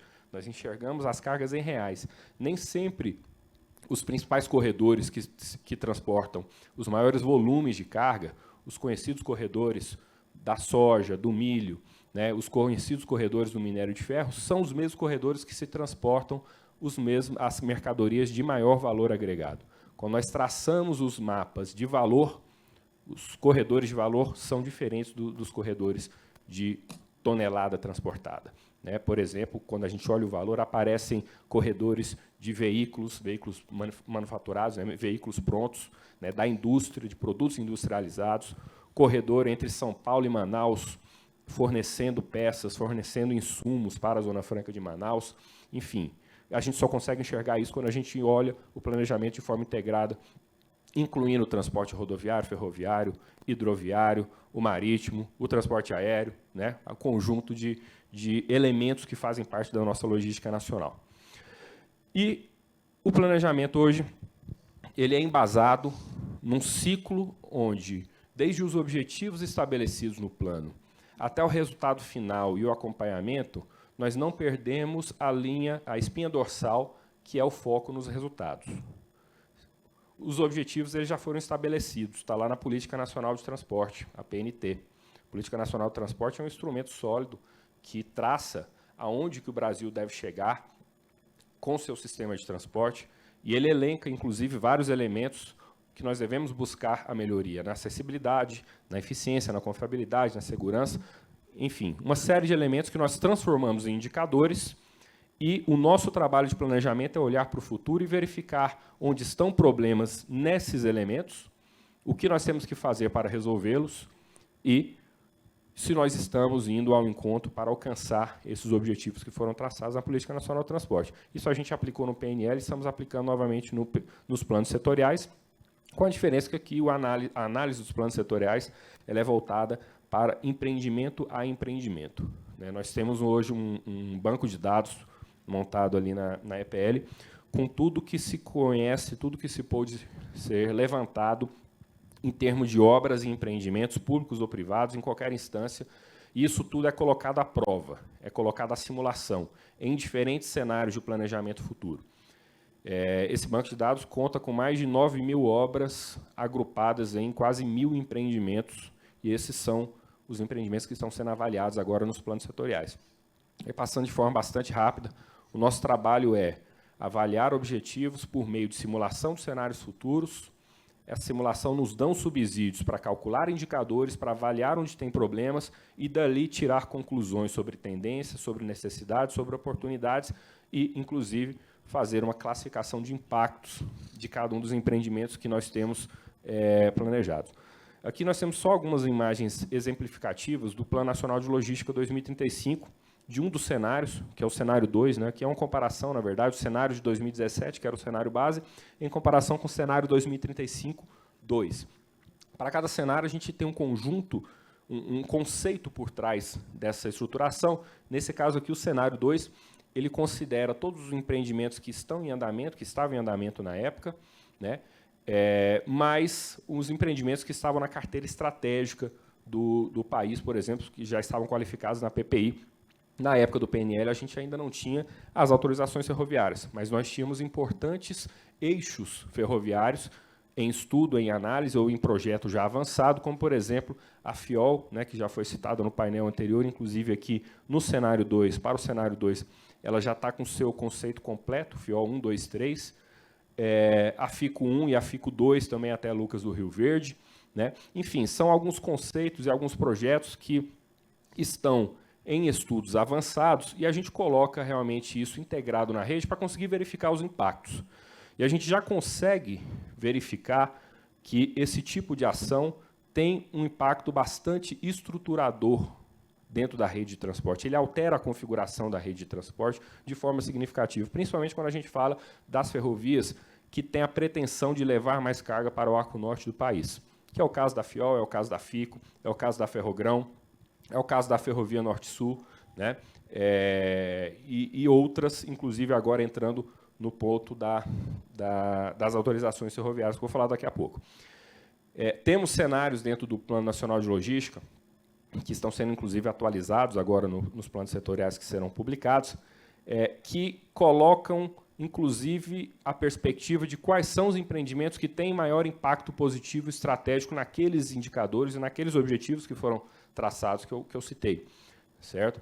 Isso monta uma rede coerente, onde a gente consegue estimar os ganhos. E quais são esses ganhos? Os cenários eles são bastante variados, né? Vocês podem imaginar que, por exemplo, se nós tivermos, de fato, aquele eixo horizontal formado por fico-fiol, ele vai virar o Brasil de cabeça para baixo em termos de escoamento de grãos em relação ao que nós temos hoje, né? Isso é uma alteração somente de um cenário. Quando a gente olha a complexidade que nós temos de empreendimentos portuários, empreendimentos hidroviários, empreendimentos ferroviários, nós temos N possibilidades de evolução da rede de transporte no país, e a gente tem que chegar ao estabelecimento de alguns rumos, algumas diretrizes. Dentro dessas diretrizes e dentro da análise de todos os cenários que nós desenvolvemos, discutimos e analisamos, nós chegamos a algumas tendências que são comuns na maioria dos cenários. Por exemplo, a matriz de transporte ela tende a ficar mais racional. Esse é um dos objetivos que está lá na Política Nacional do Transporte, construir uma matriz de transporte mais racional. Qualquer cenário que nós colocamos essas transformações, principalmente ocasionadas pelos empreendimentos ferroviários, ele gera um aumento da participação do ferroviário acima de 30% do TKU nacional. Hoje, o transporte ferroviário ele é responsável por cerca de 18% do TKU. Na maioria dos cenários, a tendência é que nós tenhamos uma participação acima de 30% em qualquer cenário.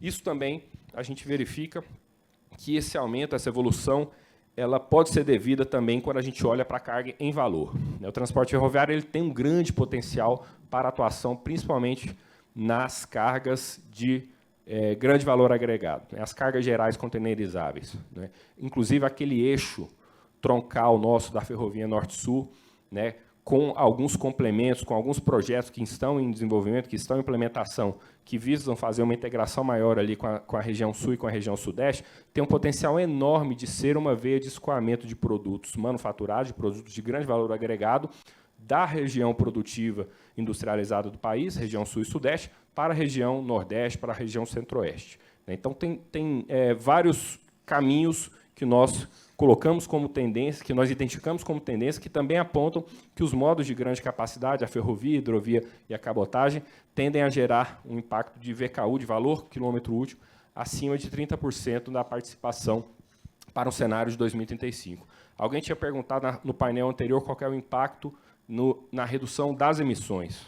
Isso a gente calculou lá no PMNL também. A migração de carga em uma rede futura eficiente da rodovia para a ferrovia, também com um pequeno aumento aí nas hidrovias e no transporte de cabotagem, pode gerar aí uma redução média em torno de 14% das emissões de CO2 equivalente em 2035.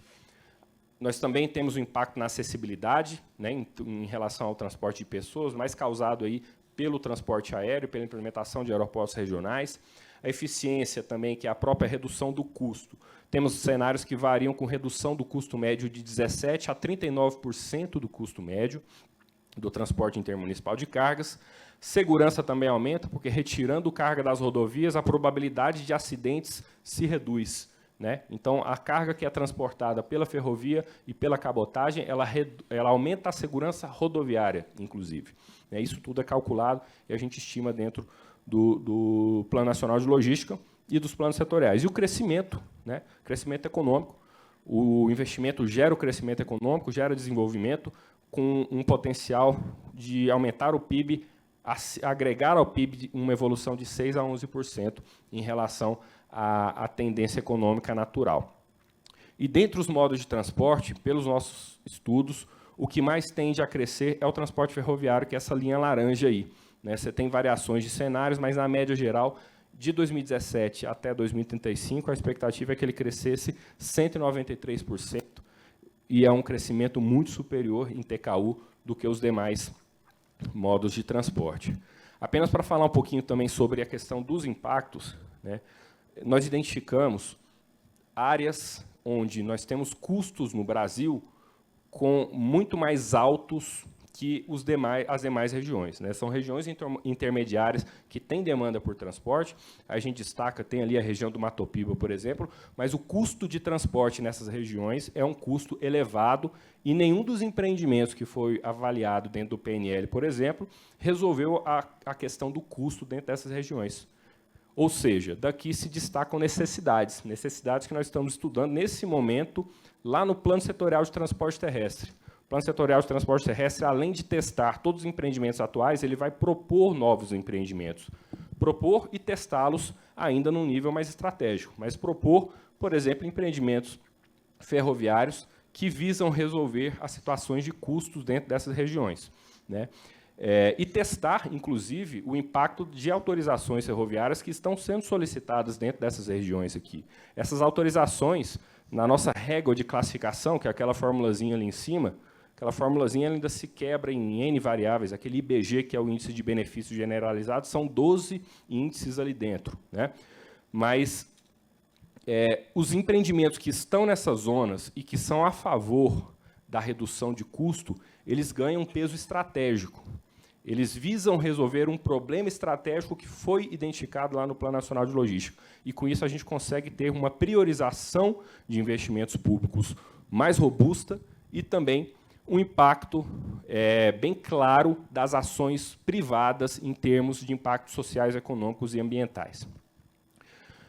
Bom, eu não vou falar muito a respeito disso, mas o que eu queria mostrar para vocês esse mapinha é o seguinte: no PNL, nós estudamos aqui uma série de empreendimentos, aeroportos, ferrovias, rodovias. Nos planos setoriais que nós estamos lançando até o final do ano, esses empreendimentos eles se multiplicaram, é uma base de dados muito maior e, inclusive, inclui as autorizações ferroviárias que já têm o seu contrato de adesão assinado, né, as 30 e poucas autorizações, e também nós estamos simulando, em um cenário específico, o impacto de todas as solicitações de autorizações ferroviárias que foram protocoladas lá no Ministério da Infraestrutura, mas não tiveram tempo de serem analisadas, partindo do princípio que houve o estudo, houve algum esforço, houve alguma concepção desse projeto, em algum momento ele pode surgir no futuro. E está todo mundo curioso, realmente, para saber qual que é esse impacto. A gente já sabe que a malha tende a crescer bastante, ela passa dos 21 mil quilômetros ferroviários que nós temos hoje, vai para 45 mil em alguns cenários, ou até 50 mil quilômetros de ferrovias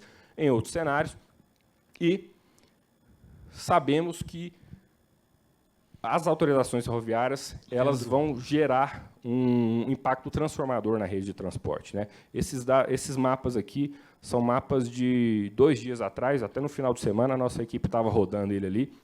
Mas quando a gente coloca todas as autorizações, todas as solicitações de autorizações ferroviárias no Brasil para rodar ao mesmo tempo, a gente já tem a noção daquilo que o Ismael comentou aqui. Algumas tendem a não sair.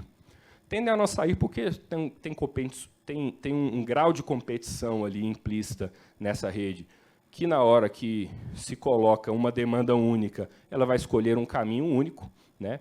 E nós temos algumas tendências que a gente já identificou, né? Se realmente nós construirmos esses vários quilômetros de ferrovias novas, com tecnologia nova, com velocidade operacional mais aderente às práticas mais modernas do transporte ferroviário, as ferrovias antigas elas tendem a perder um pouco de competitividade, né? Porque gera um custo maior de transporte e velocidade operacional menor.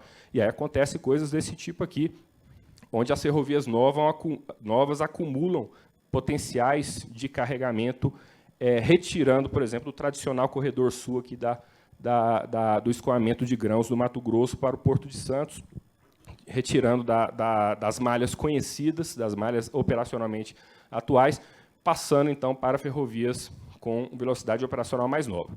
São estudos ainda que estão em andamento, são cenários em andamento, mas o que eu queria mostrar para vocês é que os impactos são transformadores, são diferentes possibilidades que até o final do ano a gente vai publicar nos planos setoriais, inclusive numericamente, e com a recomendação aí de uma carteira de priorização mais eficiente para o setor público e com indicações e dados que podem ser utilizados para o setor privado amadurecer os seus próprios estudos em relação aos seus investimentos puramente privados. Obrigado, pessoal.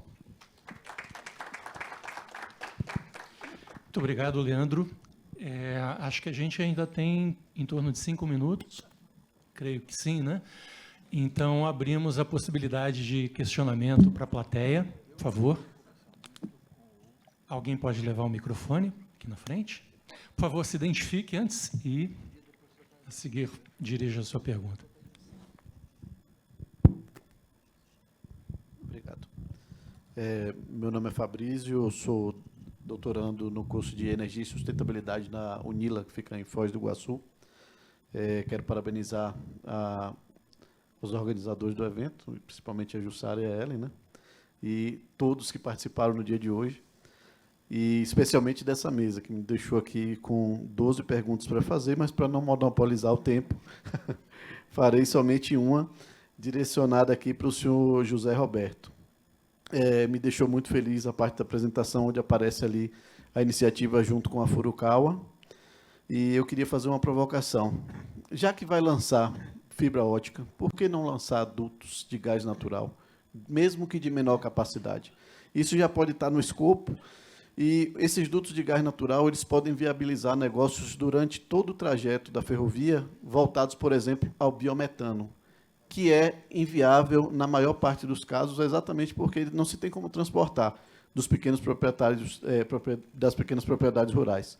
Nesse caso, seria uma mão na roda. E, além dele, também o hidrogênio verde, né? Então, era essa provocação, e aí já relacionada à apresentação anterior, que irá criar linhas de créditos especiais para os projetos que tenha créditos especiais para este tipo de projeto, né? Da inclusão de alternativas energéticas e de comunicação, aproveitando a área de domínio das ferrovias. Então, está aí a bola. Obrigado.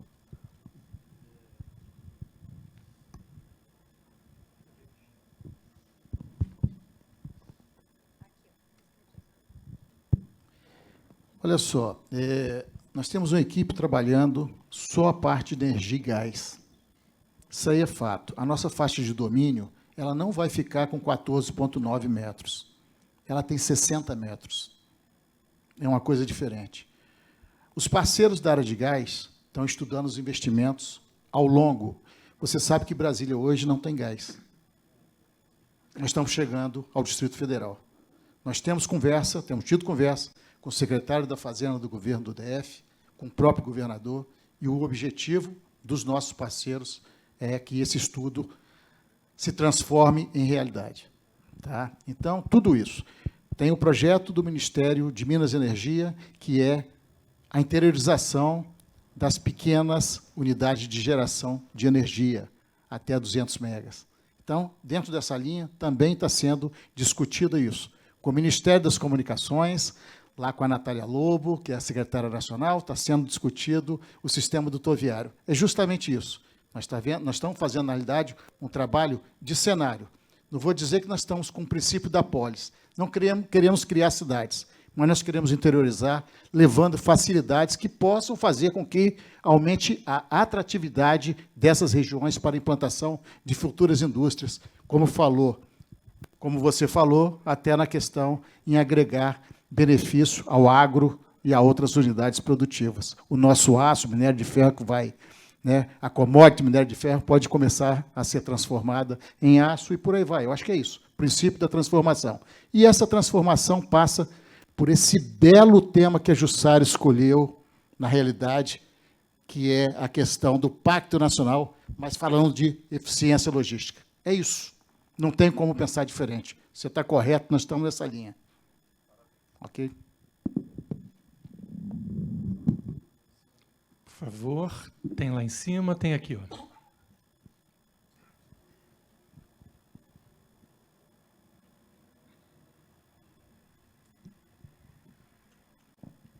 Muito obrigado. Parabéns a todos os palestrantes. Realmente foi um painel muito interessante. Mas eu gostaria de dirigir uma pergunta ao Leandro. Leandro, esses planejamentos integrados são assim inestimáveis para o país, né? Porque realmente vai mudar a forma como a gente enxerga o desenvolvimento da logística no longo prazo. Mas tem uma pontinha que eu queria aqui só cutucar, né? Fica claro que a gente tem um corredor de muito valor aqui pela parte central aqui do sul da América do Sul, né? E isso pode integrar também a Argentina, Paraguai, Uruguai. Como é que vocês estão tentando colocar esses dados de comércio exterior também na matriz para essa parte de alto valor e não de alto volume? Boa pergunta. De fato, hoje a gente tem nós desenvolvemos um banco de dados, reunimos informações em um sistema, um método bem robusto, onde nós conseguimos avaliar o desempenho e avaliar essas oportunidades de deslocamento dentro do território nacional. Conseguimos também avaliar o impacto das cargas de exportação e importação a partir do território nacional para fora. Mas quando nós adentramos nas possibilidades de escoamento, por exemplo, utilizando as malhas dos países nossos vizinhos, que são os potenciais corredores bioceânicos, né? Por Porto Velho, pelo Mato Grosso, né? Ou pelo escoamento mesmo ao sul, né? Lago Mirim, Uruguai. Isso, nós temos vários conceitos de corredores integrados na América Latina, mas, apesar de nós termos esses conceitos já concebidos, nós ainda não temos nenhum estudo avançado. Nós tivemos um seminário há cerca de 2 meses atrás, no âmbito da ALAD, né, da Associação dos Países Latino-Americanos, com foco principal para discutir o planejamento logístico dentro de cada país.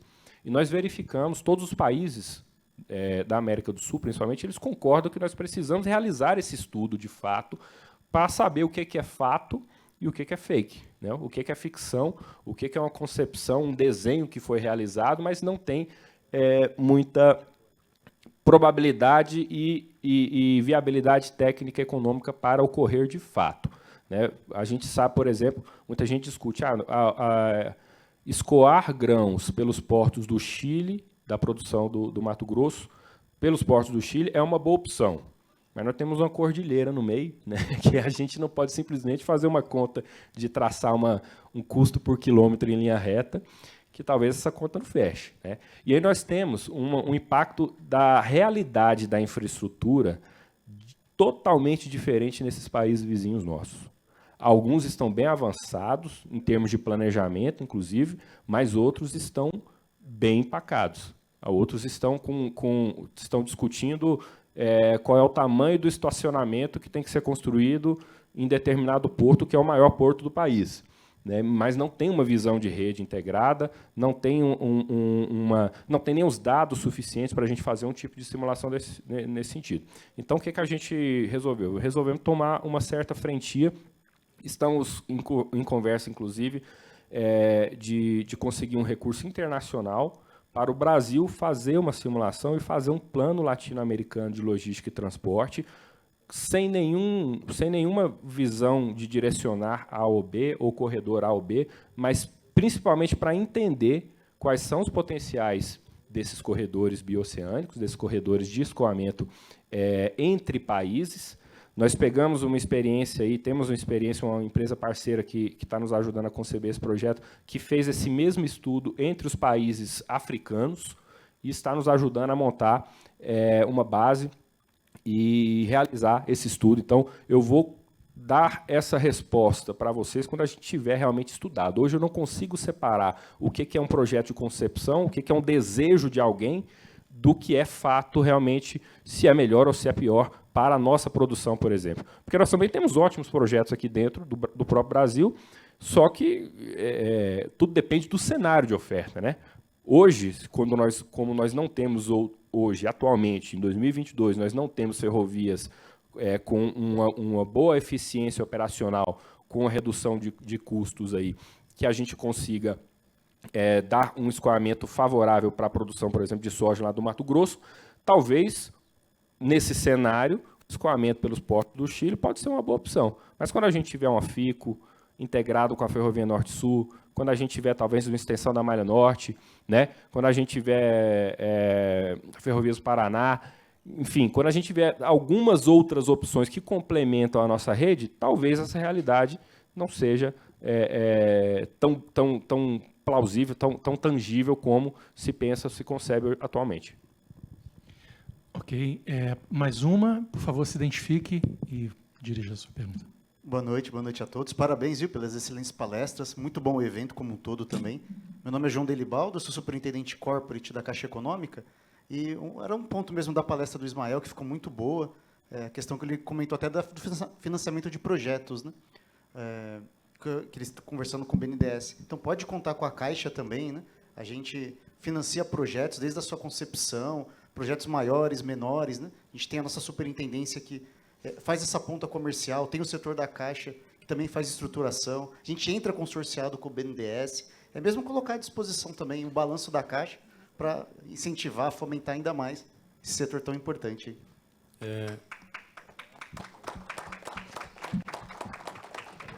Eu queria agradecer e depois, se possível, a gente troca contato. Isso é uma... Veja, assim, financiamento tem uma cara muito mais privada, né? Quem vai atrás de financiamento é a empresa, né? Mas a gente verifica que realmente você precisa melhorar alguns aspectos, senão esse financiamento no modelo atual ele é pouco atrativo, ou o juros é alto, ou você tem tantos requisitos que se limita demais o escopo, o leque de né, empresários que conseguem ter acesso. Então, acho que nesse momento a gente precisa, como o Darwin falava, né, para ir longe, você tem que se adaptar. Então, assim, eu acho que a gente precisa adaptar essa questão para que a gente possa trazer interessados, investidores, financiadores para o setor ferroviário. Obrigado. Muito bom, acho que a gente pode... não, tem mais uma pergunta, por favor. Identifique-se e dirija a sua pergunta. Bom, boa noite a todos. Professor Aurélio, da Universidade Federal Fluminense. Gostaria, antes de tudo, parabenizar a palestra aí do Fernando em relação à multimodal Caravelas. Eu, como nativo da região do Vale do Jequitinhonha, de Araçuaí, inclusive, né, acho muito importante reestabelecer esse sistema de transporte que, durante a sua operação, foi muito bom para o desenvolvimento da região. Só para vocês terem uma ideia, a ferrovia Bahia-Minas ela foi autorizada por Dom Pedro II a operar naquela região por muitos anos, levou o desenvolvimento para lá e depois parou. Eu queria fazer só uma pergunta, Fernando. Como estão as tratativas com os municípios pelas quais a ferrovia, eu sei que você apresentou uma plataforma logística como um todo, mas especificamente a ferrovia, naquele traçado ali que foi feito pelo Miguel Argolo, como é que está ali as negociações com os municípios? Eles gostam da ideia, apoiam a ideia, e se em algum momento, eu não vi plotadas as duas ferrovias no mesmo mapa, mas me parece que em algum momento pode integrar com a Petrocity também, né? Existe alguma possibilidade da integração aí? Obrigado. Bem, é uma unanimidade por parte dos prefeitos da região. Inclusive, nós tínhamos audiências públicas, né, em vários municípios, e vamos ter a última agora, talvez, em Araçuaí. Né? É uma expectativa local por parte dos prefeitos. Né? Nós estamos pegando as leis orgânicas de cada município para poder elaborar um projeto para cada município, como foi feito também para o município de Caravelas, sabe? Então, é uma expectativa da região. Realmente, o pessoal ainda tem, até hoje, digamos assim, um trauma com relação à extinção dessa ferrovia. Eu até coloco que, para aqueles que são adeptos do regime militar, né, essa ferrovia hoje não seria extinta como ela foi, sabe? Ela foi extinta na canetada. Teve comunidade que foi isolada, sem estrada e sem a ferrovia, sabe? E trouxe um transtorno tremendo para a região, né? O Porto de Caravelas acabou definhando, né? Eu começo a colocar que foi como um doente que essa ferrovia foi tratada. Eles foram negando remédio e dando eutanásia na década de 60. Mas é uma expectativa da região, é unanimidade por parte da região.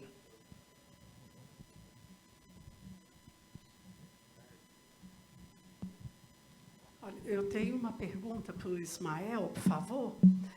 Ismael, você fala que considera a possibilidade de apenas 1/3 dos contratos, se assinados, já assinados, isso já seria uma grande vitória, né? Se eles vingassem, né? 1/3. E esses outros 2/3, ou que seja menos ou mais que isso, não importa. A minha pergunta é muito técnica e rasa também.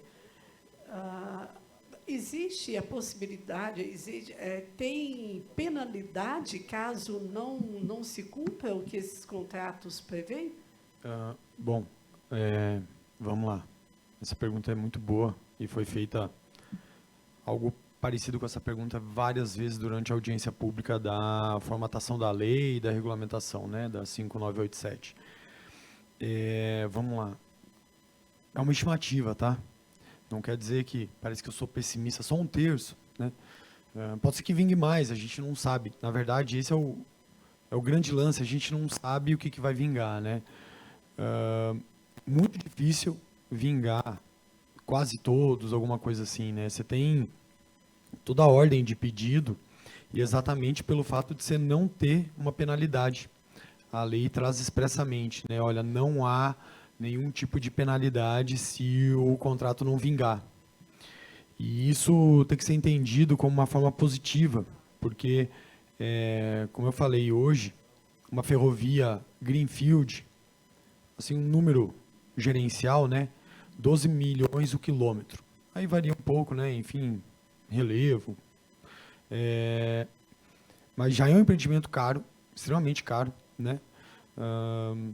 E aí você começar a colocar penalidade, você começa realmente a assustar os interessados, né? Então, assim, olha, se vingar, se não vingar, tudo bem, né? A gente já não, né? O não já tenho. Então, a ideia é facilitar ao máximo a entrada de novos players no setor, né? Nós temos hoje, basicamente, 5 players ferroviários diferentes, tá? Que pediram os 95 requerimentos, tem mais 34 players novos. Então, realmente, se altera demais a gama de empresas diferentes com a ferrovia na mão. Isso cria concorrência. Concorrência normalmente gera busca de eficiência, né, a diminuição de custo, tudo o que é de bom, né? Então, hoje no Brasil, a gente tem quase, assim, uma característica pesada de um monopólio ferroviário, e abrir esse mercado é muito importante, né, para o setor.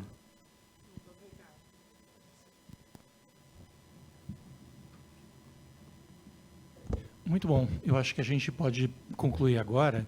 Bom, então, acho que perseveraram até agora,